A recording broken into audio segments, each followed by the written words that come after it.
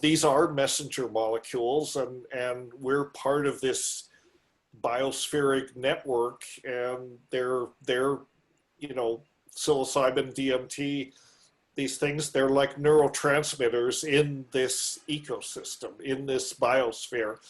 And they,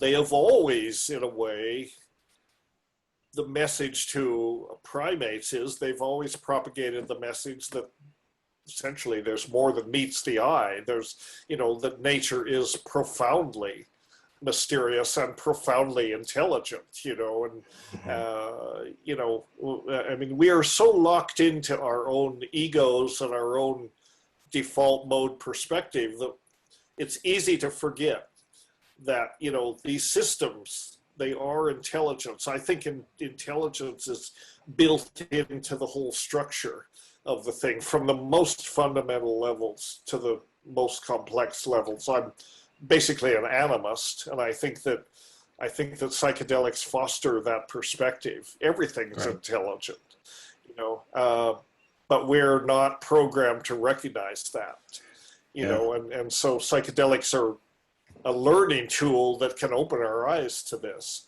And then when we realize that, we realize, well, we're not separate. We're all part of this thing, this profound mystery, which we don't understand, probably never will. And I'm okay with that, Yeah. I mean, because we have to be okay with it. That doesn't mean that we can't enjoy thinking about it and experience the wonder of it. Right. Are there any answers? Hell, we don't even know the questions, let alone the answers. So that's the situation we're in. I mean, I think you're absolutely right. I think we're on a precipice, kind of intellectually, of a breakthrough where we realize that the life process is really the thing that's responsible for intelligence, consciousness, all of these things. I think, we have this kind of human sense of separation where we think that our nervous systems are what are important.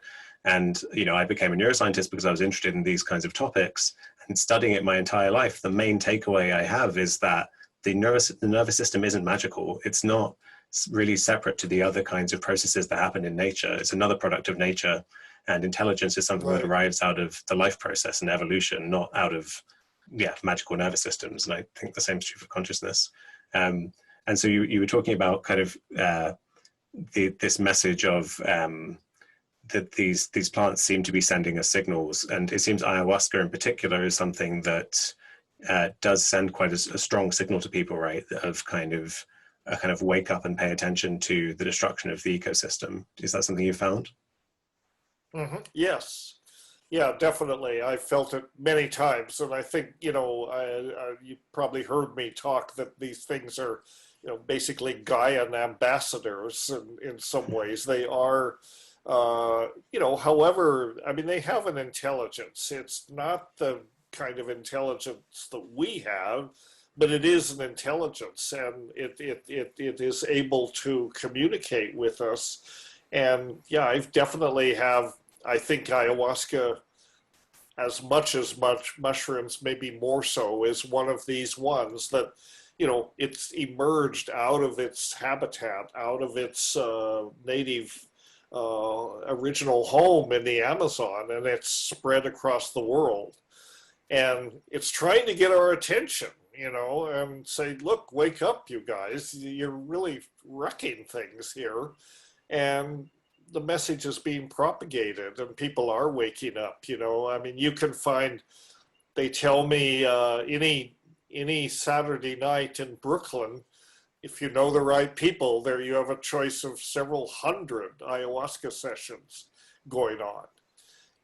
So it's when that's happening, of course, the downside of that, the other side of that, is that there's a lot of pressure on ayahuasca. There's a lot of pressure on this resource. It is being over-harvested and overused, like and that's a consequence of the ayahuasca tourism phenomenon, which, in a lot of ways is a good thing. I mean, I participate in it. I organize retreats.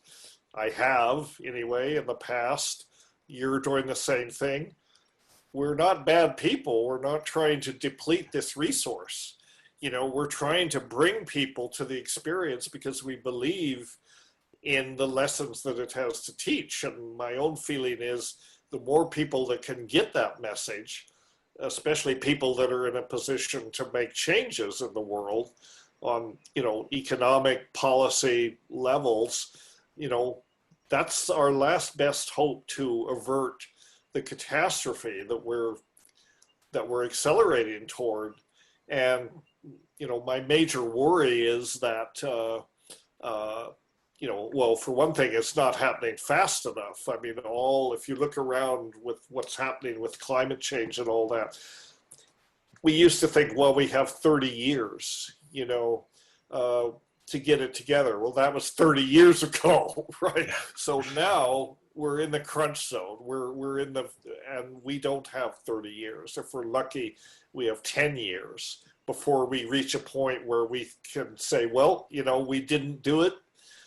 The monkeys didn't wake up, and basically we're screwed, or we can still save it. But, there's got to be a global shift in consciousness before we can begin to take the steps.